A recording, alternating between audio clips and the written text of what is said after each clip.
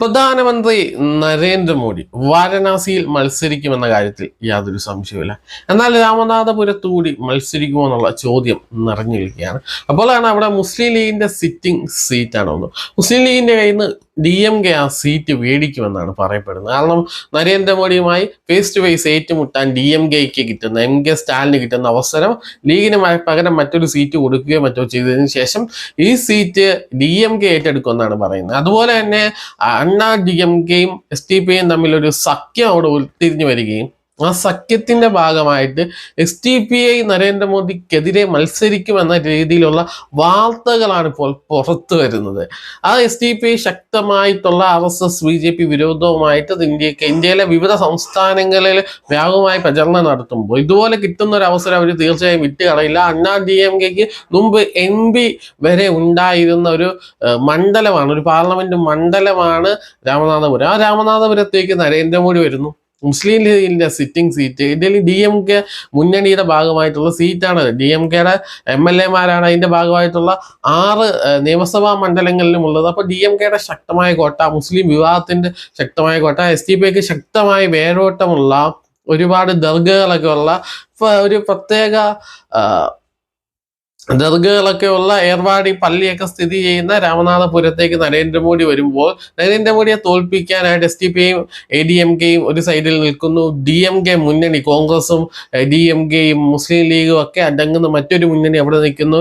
BJPക്ക് അവിടെ NDA മുന്നണിയിൽ വളരെ കുറച്ചാളുകൾ മാത്രമേ നിലവിലുള്ളൂ. അതുകൊണ്ട് തന്നെ നരേന്ദ്രമോദി മത്സരിക്കുമെന്നുള്ള കാര്യത്തിൽ ഇതുവരെ തീരുമാനമായിട്ടില്ല. നരേന്ദ്രമോദി മത്സരിക്കുകയാണെങ്കിൽ നരേന്ദ്രമോദിയെ നേരിട്ട് പരാജയപ്പെടുത്തുന്ന ഒരു അവസരമാണ് SDPക്ക് കൈവന്നിരിക്കുന്നത് നമുക്ക് മനസ്സിലാക്കാം. കാരണം മുസ്ലിം വോട്ടുകൾ മാത്രം ഒരാൾക്ക് പോലും ചെയ്താൽ മതി, ബാക്കി വോട്ടുകളൊക്കെ അവിടെ സ്പ്ലിറ്റ് ആകും. മുസ്ലിം വോട്ടുകൾ കറക്റ്റായിട്ട് കിട്ടിയാൽ വേണമെങ്കിൽ SDPക്ക് അവിടെ വിജയത്തിലേക്ക് എത്താം. കാരണം മുസ്ലിം വോട്ടുകൾക്കൊപ്പം മറ്റു വോട്ടുകളും വരും. അണ്ണാ DMKയുടെ ഒരു ഘടകകക്ഷിയായിട്ട് വരികയാണ്. കാരണം അണ്ണാ DMK NDA മുന്നണി വിട്ടതിന് ശേഷം, NDA മുന്നണി എന്ന് പറയാൻ പറ്റില്ല, അണ്ണാ DMKയുടെ മുന്നണിയിൽ കുറച്ച് ആൾ BJP ഉണ്ടായിരുന്നു. NDA മുന്നണിയിൽ നിന്ന് തമിഴ്നാട്ടിൽ NDA മുന്നണി ഇല്ല എന്നാണ് അവിടെ അവർ തന്നെ പറയുന്നത്. അപ്പോൾ അണ്ണാ DMKയുടെ ഭാഗമായിട്ട് കുറച്ച് ആൾ BJP അവിടെ നിന്നിരുന്നു. അത് കഴിഞ്ഞ ശേഷം BJP അതിനകത്ത് ആളുകളെ വലിക്കാൻ തുടങ്ങിയത് ഇവർക്ക് മനസ്സിലായി. അതിനുശേഷം ഇവരാ മുന്നണി ബന്ധം ഉപേക്ഷിച്ച് BJPയെ തമിഴ്നാട്ടിൽ ഒറ്റപ്പെടുത്തുന്ന ഒരു സ്ഥിതി വിശേഷത്തിലേക്കായിരുന്നു പോയിട്ടുണ്ടായിരുന്നത്. അപ്പോൾ അത് കൊണ്ട് തന്നെ ഇപ്പോൾ അവരുടെ ഒരു മതേതര ചേരിയിൽ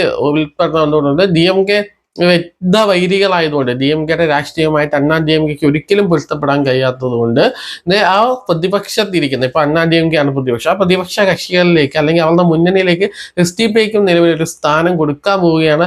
അതിന്റെ ചർച്ചകൾ പുരോഗമിക്കുകയാണ്. അങ്ങനെയാണെങ്കിൽ SDP അണ്ണാ DMK മുന്നണിയുടെ ഭാഗമായി വരികയാണെങ്കിൽ രാമനാഥപുരത്ത് SDP അവിടെ ഒരു ശക്തമായ മത്സരം കാഴ്ചവെക്കാൻ വേണമെങ്കിൽ ചിലപ്പോൾ വിജയിക്കാനുള്ള സാധ്യത, നരേന്ദ്രമോദിക്കെതിരെ വിജയിക്കാനുള്ള സാധ്യത രാമനാഥപുരത്ത് SDPക്ക് നിലവിൽ ഉണ്ട് എന്നാണ് തമിഴ്നാട്ടിൽ നിന്ന് വരുന്ന വാർത്തകൾ. എന്തായാലും രാമനാഥപുരം എന്ന് പറയുന്ന മണ്ഡലത്തിൽ ദക്ഷിണേന്ത്യയിൽ ഒരു തരംഗം സൃഷ്ടിക്കാം. മോഡി ദക്ഷിണേന്ത്യയിൽ മത്സരിക്കുന്നു. കേരളത്തിലും കർണാടകത്തിലും തെലങ്കാനയിലും ഒക്കെ അതിന്റെ അലയടികൾ ഉണ്ടാവുകയും BJPക്ക് സൗത്തിൽ നിന്ന് ഇപ്പൊ കർണാടകത്തിൽ ഭൂരിപക്ഷ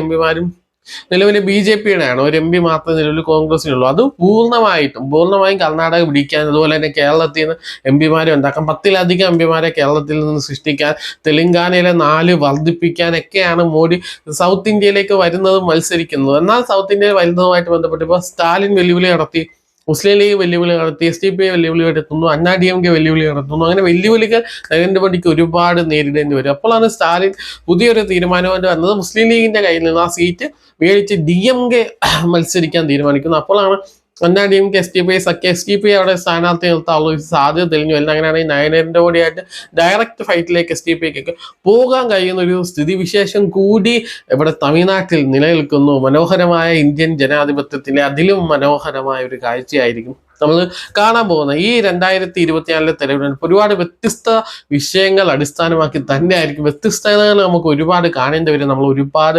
ചർച്ച ചെയ്യേണ്ടി വരും എന്നുള്ള കാര്യത്തിൽ യാതൊരു സംശയമില്ല. നിങ്ങളുടെ അഭിപ്രായം തീർച്ചയായും കമന്റായി രേഖപ്പെടുത്തുക. നരേന്ദ്രമോദി വന്നാൽ രാമനാഥപുരത്തേക്ക് വന്നാൽ എന്തായിരിക്കും നരേന്ദ്രമോദി ജയിക്കുമോ തോൽക്കുമോ, DMK ജയിക്കുമോ, അണ്ണാ DMK SDPI സഖ്യം ജയിക്കുമോ, അതോ മുസ്ലിം ലീഗ് DMK സഖ്യത്തിൽ നിന്ന് ജയിക്കുമോ എന്നുള്ള കാര്യമൊക്കെ നിങ്ങൾ കമന്റായി രേഖപ്പെടുത്തുക. മറ്റൊരു വിഷയമായി വീണ്ടും കാണാം. ചാനൽ മറക്കാതെ സബ്സ്ക്രൈബ് ചെയ്യുക. നിങ്ങളുടെ അഭിപ്രായം തീർച്ചയായും കമന്റായി രേഖപ്പെടുത്തുക. അപ്പോൾ വീണ്ടും കാണാം. ദിസ് ഇസ് ചിന്ത സൈനിങ് ഓഫ്.